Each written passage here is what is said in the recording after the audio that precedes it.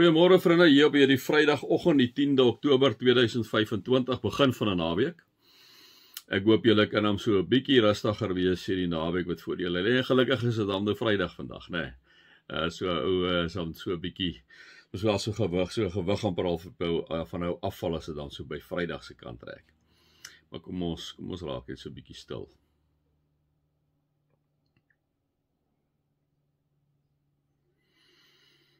Heilige Gees, dankie vir die vaste wete dat U ons God is, ons Vader is, dat U kom openbaar het in Jesus Christus self God, en dat U vir ons God die Heilige Gees gegee het wat by, onder en in ons woon. Here, meer as dit kon U nie vir ons gee nie. Here, jammer dat ons koppe so plat is baie keer en dat ons sekere goed sommer aan die toe dig en ons die reg doen om sommer sekere goed aan die toe te snou, Here, jammer daarvoor. Jammer dat ons respek of ons vrees in die positiewe sin van die woord baie keer vir U verloor, Here, en dit wat ons sê sommer. Maar dankie dat U ons vergewe het in Christus. Dankie vir U geduld met elkeen van ons. Dankie vir die oneindige, onversadigbare liefde vir ons. Amen. Vriende, mag daar vir julle genade en vrede en oorvloed wees, omdat julle God ken, Jesus ken, die Heilige Gees ken. Vriende, gaan aan met Paulus. Ons het nou gister 'n bietjie gepraat oor heilige tempel, wat op die ouend verrys het, op grond van Christus wat die fondament is. Ons het vir mekaar gesê dat ek en jy is opgebou as 'n geestelike huis waarin God lewe, en ons het dit so 'n bietjie uitgepak. En nou gaan Paulus aan, nou kom hy vir hulle, vir hierdie mense in Efese, maar nou ook dan vir die wyeer gemeenskap hier in Klein-Asië en die moderne Turkye, kom hy, daarom bid ek vir julle wat nie Jode is nie. Onthou, Paulus is die apostel vir die heidene. Hy sê dit hier op 'n stadium ook, het ek net gou vinnig, so hy sê hierso in vers 8, hoewel ek die geringste van al die gelowiges is, het hy aan my die voorreg gegee om aan die heiden nasies die evangelie van die onpeilbare rykdom van Christus te verkondig, né? So Paulus kom praat hier, so dan kom sê hy vir hulle, weet ek kom bid vir julle wat nie Jode is nie. Ek kom bid vir julle wat heidene was en wat nou kinders van Christus is.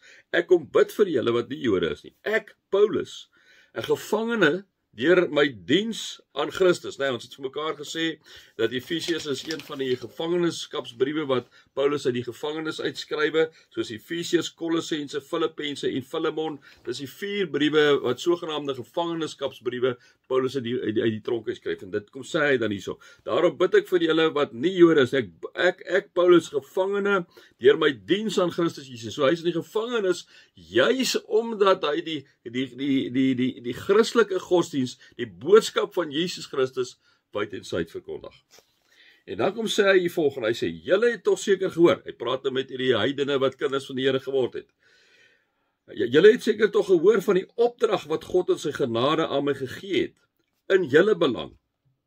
Hy het sy geheimenis deur 'n openbaring aan my bekend gemaak, soos ek dit hierbo kortliks beskryf het. Onthou nou, pad van Damaskus, het Jesus van gevra, wie vervolg jy my? Ek is Jesus wie jy vervolg. Hy het 'n enorme belewing gehad, 'n ervaring gehad, en die vriende, daar het iets met hom gebeur, hy was blind vir 'n ruk, skil het van sy oë afgeval, hy is gedoop op die ou einde, en hy is uitgestuur om die evangelie te verkondig. Nee, by Paulus maak dit nie saak, niemand gaan hom roer in enigstens in sy geloof nie, omdat hy absolute ervaring van Jesus Christus gehad het, en hy weet, dit is die waarheid, dit is niks anders as die waarheid nie. Daarom skryf hy soveel briewe ook in die Nuwe Testament, en waar ek en jy kan maar na hom inderdaad luister, vriende.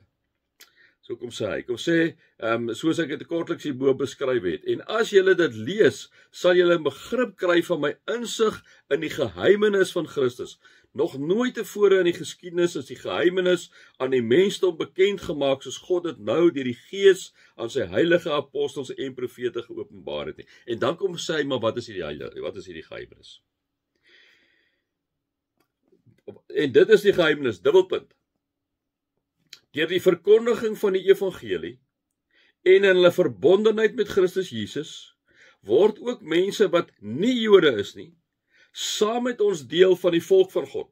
So die nie-Jode, die heidene, so saam met die Jode, deel van die volk van God, en lede van die liggaam van Christus, so die Jode wat Jesus Christus inderdaad aangeneem het, en kry hulle ook saam met ons deel aan wat God beloof het. So die nuwe Israel, liewe vriende, die nuwe Israel is die heidene wat tot bekering gekom het, wat saam met die Jode wat Jesus Christus aanneem, die nuwe volk van God, daar stel. Ons is nou deel daaraan. In hulle verbondenheid met Christus word ook mense wat nie Jode is, die saam met ons deel van die volk van God. Nee, verbondenheid met Jesus Christus. Wat beteken verbondenheid met Jesus Christus? Dit beteken om in sy voetspore te volg. Dit beteken, liewe vriende, om eintlik die hele tyd by hom ingehaak te wees. Dit beteken om sy geselskap op te soek. Dit beteken, liewe vriende, dat ons wil weet, maar wat sê Jesus? Dit beteken wanneer ons sê, liewe vriende, ons is in verbondenheid met Jesus Christus. Dit beteken ons is die hele tyd saam met Jesus op weg. En so kry ons ook deel aan wat God beloof het. Is 'n amazing gedeelte is eintlik hierdie. Van hierdie evangelie kom sê Paulus, kom sê hy vir hierdie mense in Efese en kom sê hy vir hierdie weier gedeelte in Klein-Asië, die Verenigde Turkse Christelike gemeentetjies wat daar rondom is, kom sê hy vir hulle, van hierdie evangelie het ek 'n dienaar geword, 'n voorreg wat God in sy genade aan my gegee het, deur sy krag in my te laat werk, né? En Paulus het dit belewe, liewe vriende, wanneer Paulus en Silas in die tronk is en hulle loof en prys God, dan maak hy die tronkdeure oop. Paulus wat dit belewe het, wonderwerke wat plaasgevind het, Paulus wat dit belewe het, en hoe mense tot bekering gekom het, né? Kom sê Paulus, van hierdie evangelie het ek 'n dienaar geword, 'n voorreg wat God in sy genade, hy het dit nie verdien nie, Paulus het dit nie verdien nie, hy het dit droog gemaak, hy het mense laat in die tronk gesleep en laat doodmaak wat Jesus aangeneem het in daai tyd. Daarom kom sê hy, wat God in sy genade aan my gegee het, deur sy krag in my te laat werk. Hoewel ek die geringste van al die gelowiges is, hy is geringste, want hy sien hom so, omdat hy al die strooi aangejaag het, het God aan my hierdie voorreg gegee, om aan die heidene nasies die evangelie van die onpylbare rykdom van Christus te verkondig. Gaan hy na die heidene nasies toe. Dis mense, liewe vriende, wat nie glo dat Jesus Christus die opgestane Here en God self is nie. Ek moet aan almal bekend maak hoe God, die skepper van alle dinge, nou sy verborge plan uitgevoer het, nadat hy deur al die eeue geheim laat bly het. En wat is hierdie verborge plan? Hierdie verborge plan is Jesus Christus, wat aarde toe gekom het, in ons plek om sterwe het, sodat ek en jy die ewige lewe kan hê, wat opgestaan het, wat opgevaar het na die hemel, en sit aan die regterhand van God, die almagtige Vader, van waar hy sal kom, om te oordeel oor die wat reeds gesterf het, en die wat nog lewe. Dit is ons geloofsbelijdenis.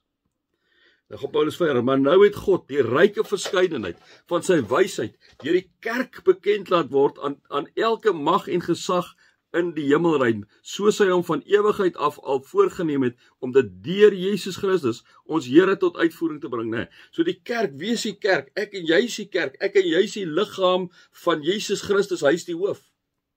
En daarom kom sê hy deur die kerk bekend gemaak het, liewe vriende. Daarom is dit so belangrik wanneer ek en jy as die kerk van die Here by mekaar kom, om mekaar te voed en te stig. Maar ons job is, liewe vriende, om die evangelie uit te dra deur woord, maar ook deur daad, dat mense kan sien ek en jy is anders. Ons is 'n geestelike huis, ons is 'n heilige tempel van God, en mense begin vra, hoekom is ons anders, dat ons liefde so oorvloedig sal wees oor mense, liewe vriende, dat hulle nie anders kan as om te vra, maar wie is hierdie God wie jy aanbid nie? En dan moet ek en jy kan sê, ons wil bid die drie enige God, God die Vader, God die Seun en God die Heilige Gees. Ons wil bid vir Jesus, wat vir ons kom sterf het aan die kruis, wat gebore is in die maagd Maria, wat gewandel het op aarde, wat wonderwerke gedoen het, wat gekruisig is, gesterwe het, begrawe is, opgestaan het en weerkom. Dis Jesus wat ons gaan bid. Dit is wat jy vir mense moet sê, liewe vriende. Dit is hoekom ons ook hier so is. Dis hoekom hy ons hier geplaas het. En ons verbondenheid met hom, met Jesus Christus, en deur ons geloof in hom, kan ons met vrymoedigheid en vertroue na God toe gaan. Daarom bid ek dat julle nie moedeloos word, omdat ek om julle ontwil ly nie. Julle moet dit eerder as in eer beskik. Kom sê maar net vir die mense. Moenie nie omdat ek in die tronk sit moedeloos raak nie. Ek is nie moedeloos nie. Ek is gevul met die Gees. Ek is vol van die Heilige Gees. Ek is hier om julle te bemoedig, om vir julle te skrywe. Gaan voluit, gaan groot, weet wie julle is. Julle is 'n heilige tempel, julle is 'n geestelike huis waarin God woon. Weet dit altyd. Kom sê Paulus inderdaad ook vir jou en vir my vandag.